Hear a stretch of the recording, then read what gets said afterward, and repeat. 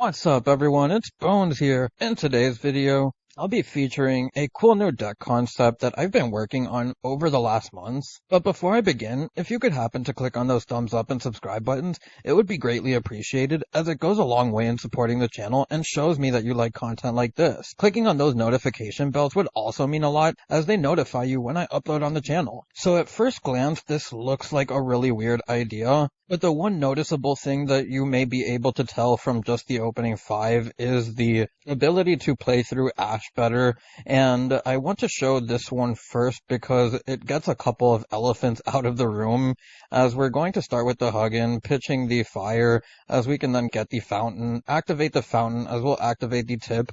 The tip will likely get us a freezing curse here, which, yeah, we do get the freezing curse. Banish a super poly, which kind of hints that they might be on Despia, and we'll use the fountain now, putting back the 3 Runick spells from our graveyard in order to draw 3, as we're going to draw into more Runick spells along with another Notebook of Mystery, as we're going to pass on this, and our opponent will unfortunately open a Branded Fusion as it is their third, but they do open the Lost as they're going to activate that, then activate the Branded Fusion. My opponent plays this correctly, but also weird, and you'll see what I mean by that, as he's going to go for the Dragoon, and he's going to activate the Lost as Chainlink 2, getting the Albion, and at this point I think he was really confident, because both Ninjas and Runick don't really have anything to deal with Dragoon, or so you would think. So from here, we're going to see them activate the Albion, sending the counter trap, in which they'll then be able to draw one, drawing into a Nib. They'll normal summon the Albaz as they'll pitch the Nib off of the Albaz. I'll activate the Freezing Curse in response to that, and you're going to see that they're going to let that go through, which it doesn't really matter. They didn't need to negate that. They do want to keep the follow-up with the Branded Fusion and the Super Poly, which they do know that I used Runick spells, so I don't even have a battle phase next turn. As they go into their battle phase, attack over our Huggin with the Albaz, as we'll activate the Huggin, putting that back in our extra deck. We'll activate the Slumber as they attack, and this is important because we'll be able to bring out the Gary, and this is how we're going to be able to out the Branded Lost, as they'll want to attack over it anyways. And from here, we'll then see that they're going to go into the main phase 2, end their turn, and then we're going to activate the Storm, which will banish their cards, and they're not negating anything, as we're going to then see that we do get some key banishes. We do hit a banishment along with the Ad Libitum and their last copy of Fallen of Albaz, which is just nuts. And then from here, we're going to see the fountain activate, and they're not going to negate this. And I don't fault them for not negating it, because they know that Runick spells can't do anything to them. And they do see the Notebook activation, and they're not going to negate this either. And again, I think that at this point they get too cocky with the fact that they think that everything I have target, so I'm not going to be able to do anything to Dragoon. So I'm going to activate the duplication, and they're even going to let this go through. And I also understand that you kind of do want to keep follow-up, because with the amount of bricks that Despia has, or just the random one-ofs, you could get stuck in a situation where just one Dragoon is going to be too slow, and you'll get outpaced eventually. And we're going to activate the Kagero here, as we're going to get back the Geo from our graveyard, and then our opponent will use the counter trap to get back the Branded Fusion. So this is what I mean. They gave themselves a negation for my turn. They have the Super Poly for my next turn, which I don't have a battle phase. They have the Super Poly for their next turn because I don't have a battle phase on my next turn. And now they even have follow-up. So again, I kind of understand where they're coming from, but that duplication felt kind of crazy to resolve, because I also have a bunch of cards in hand which that could have played a factor, but we're going to activate the Geo now, booking their Albaz and their Lubellion, and then from here we can link away into our Saizo, as Saizo's going to get its effect. They're going to try to negate that with the Dragoon, as we're going to use the effect of the Mitsu, which will then flip up the Green Ninja and negate the Dragoon as the Mitsu goes face down, and then from here we'll be able to get these Saizos set, as we do get the Dancing Leaves, and then we'll activate the Notebook of Mystery, as we'll be able to get ourselves the Geo from our graveyard along with the Iron Digger. So from here on out, we're going to play this kind of aggressively or passive aggressively, and we're going to activate the Digger on the Saizo, as we're going to banish the Kagero, and this looks weird at first, but you'll see that I'm popping the Iron Digger in order to get back the Kagero, and then we could end up using the Tobari that's in our hand in order to bring out the Kagero, and then we can use the Kagero from our field in order to get back the Tobari, and then we'll link away into the Mizan, setting us up greatly for their next turn. Even if we did play into the Super Poly a little bit, we just have a lot of things that we can do with the Runick and Ninja stuff. So from here we'll flip back up the Mitsu, set the Notebook, and then we'll be able to go to the battle phase where we have to go to the end phase because of the Runick spells, and then from here our opponent will draw into a Magna Hut. Now they're going to start by activating the Magna Hut, banishing the Gary, and then they'll use the Magna Hut effect, which I am going to chain the Mizan to. So I think this is his one true misplay because he's letting the Mizan resolve. He could have super polyed before, but I kind of don't get the idea of it. He is going to end up super polying the Mizan along with the Albaz for the Mirror Jade though, and I understand that's a reason to kind of dump your Branded Fusion also. You have the Super Poly, but we'll get the Baku, which will get us back the Iron Digger, as the Magna Hut will get its effect for the search in the end phase. And then we'll see our opponent is going to use the Dragoon, as we're going to use the Mitsu, flipping our Geo, and our opponent is going to chain the Mirror Jade to that. Now, we did this because we have the Green Ninja, so how we're going to play the rest of this will make sense, especially because the Iron Digger can get back the Geo. We're going to tribute the Green Ninja off of the Falling Leaves and get the Tobari, which also protects us from attacks for the rest of this turn, even though we won't really even use that. But the Green Ninja will trigger as the Geo gets banished. Our opponent will pop the Saizo and burn us for 2k. The Green Ninja will flip the Mirror Jade to face down defense position, as we can now use the Tobari, and our opponent will end up scooping here. If you're wondering why, it's because of the amount of advantage that we had. They could have been able to get something from the Albion, but Mizan could attack directly.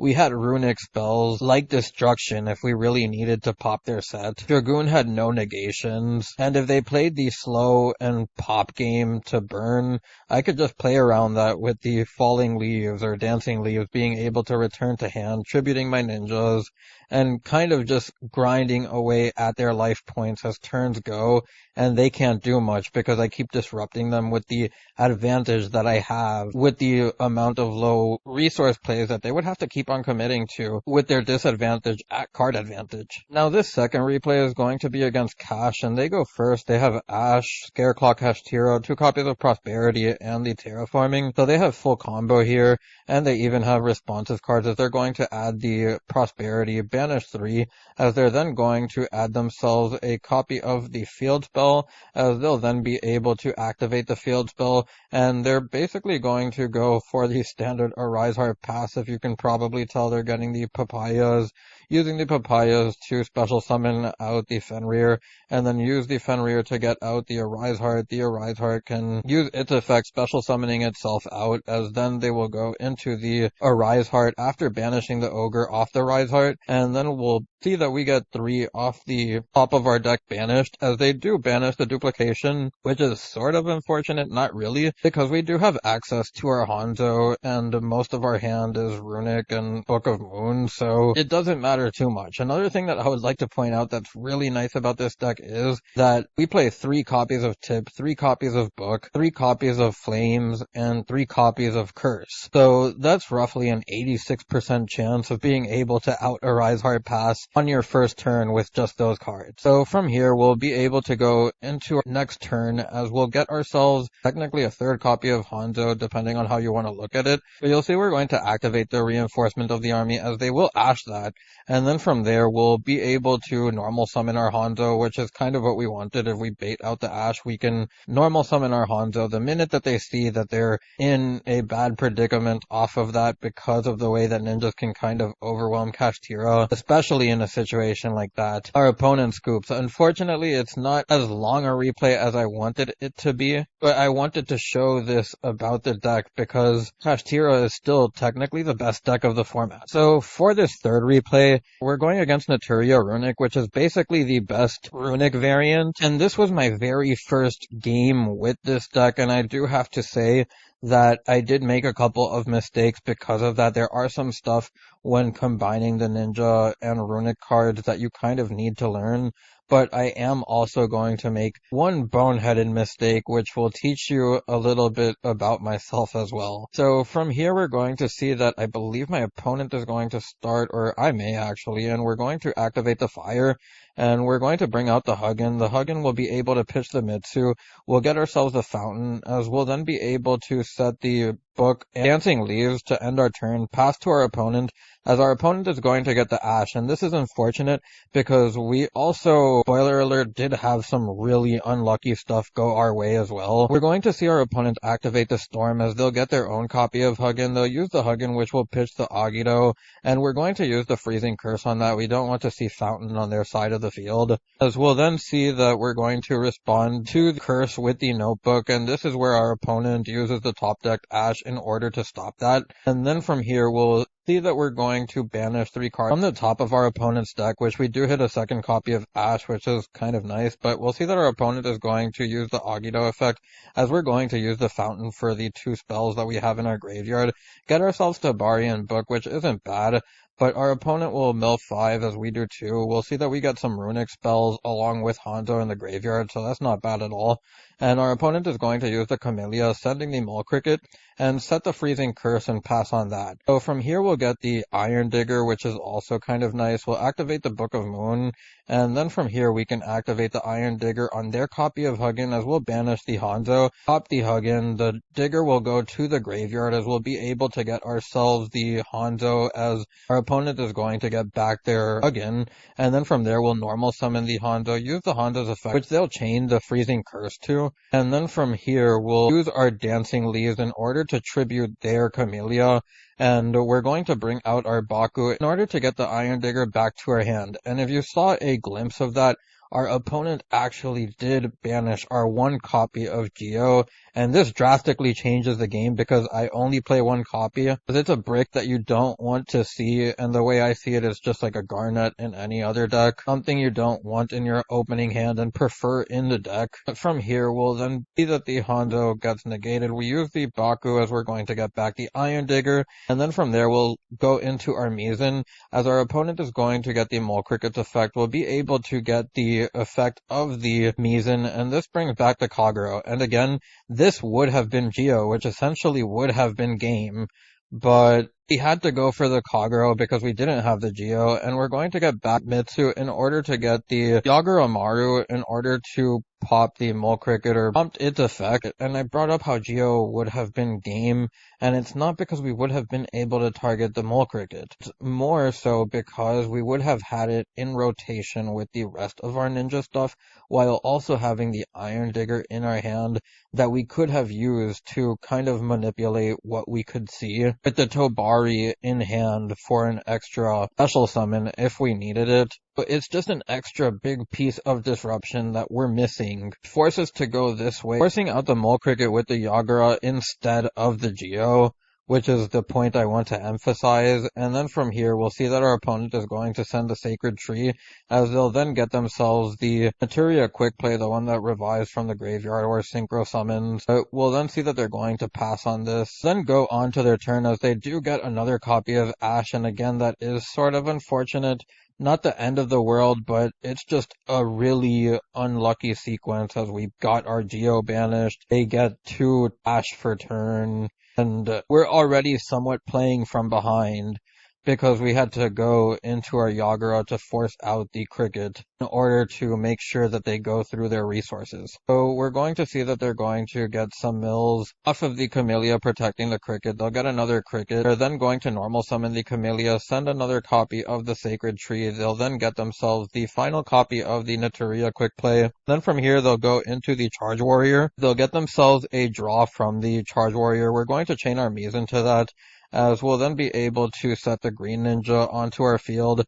They'll get themselves a Kelbeck, which is just another great draw, but they'll also be able to get back their Sunflower, and then from here they're going to set 2 and pass. So we're going to go on to our turn, and this is where the boneheaded misplay happens, as what I thought had here was game, and the reason for this is because the Iron Digger makes Mizan 3000 attack, and I'm going to just force out their back row, make sure that they don't have anything. And when I was a little kid, Blue Eyes used to be 3000, or still is 3000 attack, and 2 Dark Magicians were 2500 each. And the funny thing about this is that Mizan is 3000, and the Yaguramarus are 2,000 attack each, not 2,500, but just kind of my player brain from 20 years ago kicking in and making a really boneheaded mistake, because otherwise I could have used the Iron Digger on the Sunflower, make sure that all of my stuff really goes through, and ends up changing the game drastically, because as you see, I've hard committed to game and I don't have the math for it. They go into their Chengying, which was a good move by them. They're going to then be able to banish our Mizan and our Hanzo. The Iron Digger will get back our Geo, which is nice, but it's just too late. Having our Geo banished early just was really a death knell for us, as they're then going to even Ash our Runick tip, and from here we'll have to use our Fountain. We can't really do much, as they're going to use their Keldo on that, be able to put back our Runick spells into the deck, and we won't even get the draw off the Fountain, as we're going to go into our Saizo. They'll get the Mole Cricket back. We'll use the Saizo's effect, which will be able to get us into a notebook, and then we'll end up setting the Dancing Leaves, as we're then going to go onto their turn. They'll get themselves a Fountain. They'll turn the Chengying into attack position, as we're going to tribute the Saizo with the Dancing Leaves, bring out our Hanzo. The Hanzo will then be able to get an add, get ourselves the Mitsu, as they're then going to attack over the Hanzo, and then we'll activate the Notebook here, which will get us the set of the Dancing Leaves along with the Kagero, and we're doing this because we have the Geo in hand, so we technically still sort of had a chance here, but we'll get back the Dancing Leaves. You'll see how the rest of this plays out. We don't have much of our Runick engine going anymore, especially because the Keldo just messed us up, but we're going to activate the Kagero here, get back a copy of our Green Ninja, and then we'll activate the Mitsu, as we'll then go into our Geo by normal summoning it, as we'll then flip their Mole Cricket and their Chengying face down permanently. Then we'll be able to go into our Mizan with the two, as they'll bring back their Mole Cricket, and then from here we'll attack directly, as they'll then go into their turn, and just another stroke of unluckiness, they do get into a tip, which was an insane top deck. So they'll activate the Runick Fountain, activate the tip from there, bring out the Hug, and be able to draw 3 off the Fountain. They'll get into a bunch of Runick quick plays. So here we're going to try and attack again. They're going to activate the Destruction, and we're going to use the Mizan on this, as they're going to chain the Freezing Curse to that. Here they're just banishing stuff from our deck. We don't have a lot that we can do here, because interruptions that they had earlier along with the Ashes and the early Geo banish was just a lot to recover from. They end up getting more Runick quick plays. They end up getting an Imperm as well. They have the Kelbeck in hand, and we're going to activate the Runick Fountain here, getting ourselves a pair of draws, as we're then going to see our opponent top deck a tip again. So just another crazy top deck. We chain the Destruction to that, and our opponent is going to be able to use the Fire in order to bring out the Huggin, and then they'll be able to protect the Fountain, and this is where we kind of just lose, because our opponent can start banishing our stuff. All they have to do is draw into a copy of Storm while they control the board at this point in time. We also tried to banish the Storm, but we didn't get there, as we're going to use the Fountain, and our opponent is going to chain the Destruction. They banish our Storm, because with the amount of unluckiness that we had in this one, why not? And we're going to bring out our Gary, as we're then going to use the effect to get back our Fountain. Our opponent will Freezing Curse it, as they're also going to be able to trigger their Mole Cricket and the Runick Fountain after the curse resolves, and then from here they'll get their draws. They're going to into the Storm, and we only have 2 cards left in deck, so we're going to end this one losing by deck out, as the last card in their deck was a Runick tip. Just a series of unfortunate events here that led to this loss, but the important thing about this replay that I wanted to show was that even with everything that we had go against us, still able to put up fight against what's considered to be the best Runick variant. Now for this final replay, and we have the second against Naturia Runick, and this one will be for a little bit of redemption, and I also want to show how you play a specific hand where you have more ninjas but only 1 Runick card, and this is one of those things where you kind of want to judge how you're going to play your hand based on which engine you see more of, and because we have more ninjas, you go with your ninjas. So our opponent is going to start making their plays as they're going to get themselves a copy of the quick play by sending the Sacred Tree. Use the curse in order to get their Huggin. Huggin will pitch the Evenly, which will get them a Fountain. From here they can go into the Charge Warrior. They'll be able to then get a draw along with the quick play reviving the Camellia in order to get them into a level 10 access as they go into Baron. They'll end up setting the Blessing as they'll then pass to our turn, and we're going to get a Storm, and this is nice, but it's not something we necessarily need here as we're going to use the Geo's effect in order to flip itself and the Baron, which will force our opponent to use the Baron's effect already, and now we can use the normal summon of Hanzo as they're going to Ash that, and now the Runick stuff just becomes complementary, but even then we had the multiplication to bring out the Green Ninja along with Dobari, and there was just different stuff that we could have done even with different cards, but because we have the Runick cards, we're going to pitch the duplication as we just don't need it anymore. We have access to the Runick Fountain with the Runick Tip, and we're going to activate the Tip. This will get us our Fire, and this is just in order to out the Baron. And we'll also be able to get draws off our Fountain as our opponent only has the Camellia on board left with a Fountain and an Evenly, which is just stuff that we don't care about, especially as we're able to draw 3. We set the Book of Moon, and my draws aren't the greatest. We do get our second copy of Fountain with the Flashing Fire, and our opponent does get the Slumber. They're going to activate the Runick Fountain, activate the Slumber.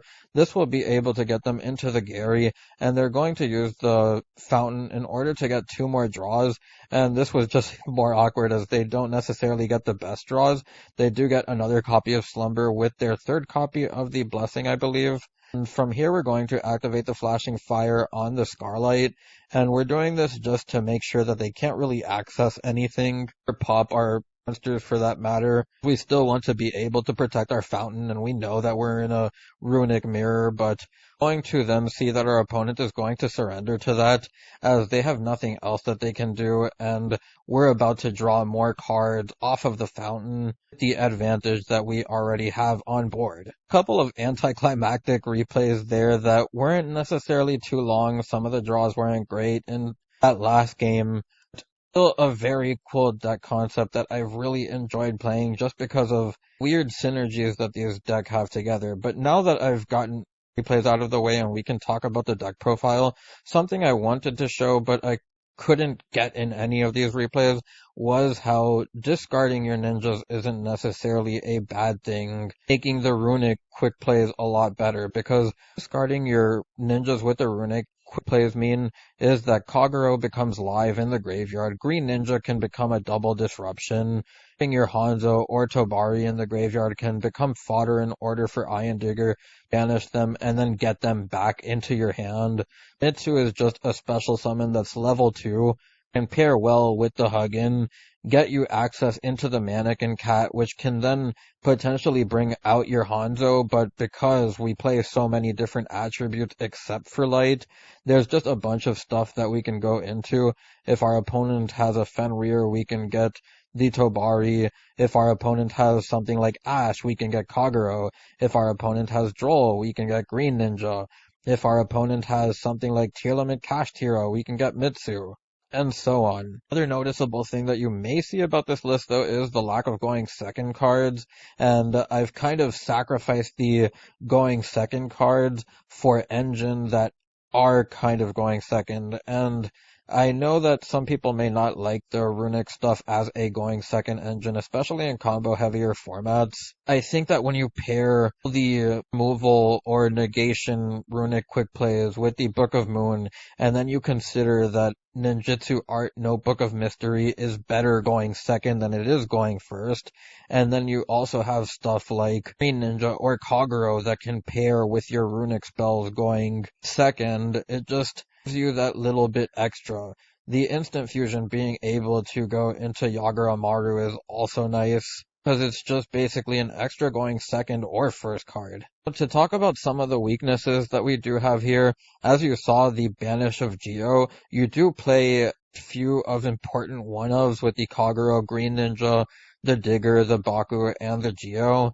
and having them get banished by Kashtira or other Runick decks can really hurt. The same thing with duplication. It's also why we play the 2 fountains, and it's because we don't want another important potential banish. You'll see that we've also lowered the count of traps to just 3. We don't play the 3 dancing leaves, and I don't think that you need to play 3 dancing leaves because the Notebook of Mystery gets it back, and once you see the first one, most of the times you'll be able to get this back into your hand. Usually your opponent doesn't go for this. It is just potential ash bait anyways. Saving the slot on this felt like it made too much sense. First replay, you saw how we played around Dragoon. As stated, it looks like this deck can't play around Dragoon, but the reality is that you just control their board and attack directly when you can. It wasn't the best of opening hands for that Despia player. Did still see them have Mirror Jade plus Dragoon, along with them resolving a Super Poly, so it's not like it was the worst for them either.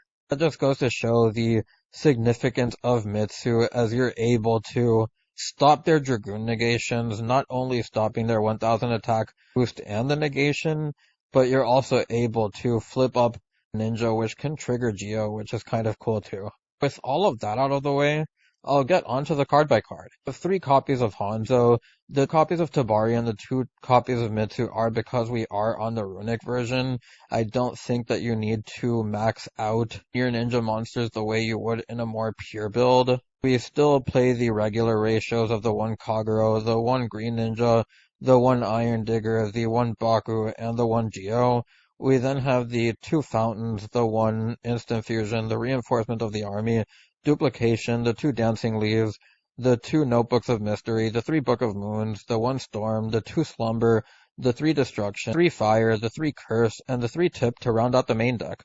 On the extra deck, we have the 3 Mizan, the 3 Yagura Marus, the 2 Huggins, the 1 Munin, which could be a second Gary. I'm kind of going back and forth in it because Cosmic Cyclone is becoming more popular in order to play around things like Huggin. Also do get to potentially banish the Big Welcome and stuff like that. We have the Munin, the Gary, the Mannequin Cat, which the only reason I don't play the Ultimate Great Insect is because we are on Runick, so we're not going to go into our battle phase much unless going for game. Runick stuff also forces us to skip the battle phase, which means that we can't even use its effect. So that's where I felt like the Mannequin Cat was better, especially with all the targets that we have for different matchups.